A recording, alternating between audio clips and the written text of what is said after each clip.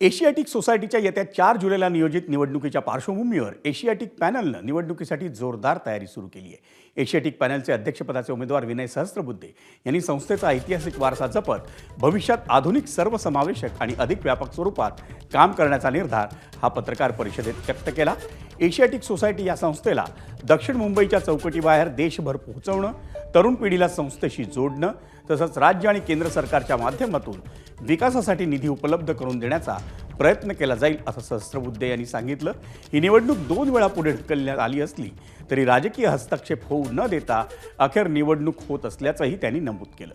यावेळी ज्येष्ठ विचारवंत रमेश पतंगे यांनी एशियाटिक सोसायटी ही केवळ दुर्मिळ पुस्तकांची संस्था नसून मुंबईच्या सामाजिक, सांस्कृतिक आणि ऐतिहासिक वारशाचं जतन करणारं महत्त्वाचं संशोधन केंद्र असल्याचंही त्यांनी सांगितलं।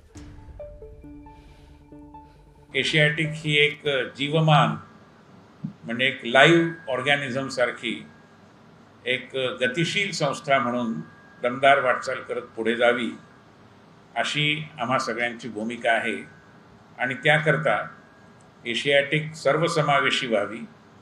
एशियाटिक सर्व प्रकारे मुंबईच्या आत्तापर्यंतच्या इतिहासाशी आणि वर्तमानाशी जशी जोडली गेली तशी ती मुंबईच्या भवितव्याशी देखील जोडली जावी या दृष्टीने या निवडणुकीत आम्ही उतरलो आहोत। ज्ञान मार्गातील संस्था केवळ ग्रंथालय, दुर्मिळ पुस्तकं इत्यादींचा साठा पिता एवढा पुरता नाही आहे,